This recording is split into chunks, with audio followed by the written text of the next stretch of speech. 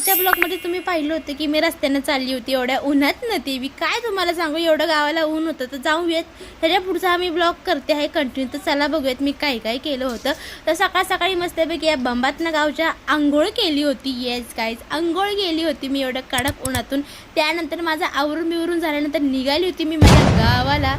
टेम्पोतनं नाही गाडीतून निघाली होती. ह्यो टेम्पो नाही भाई.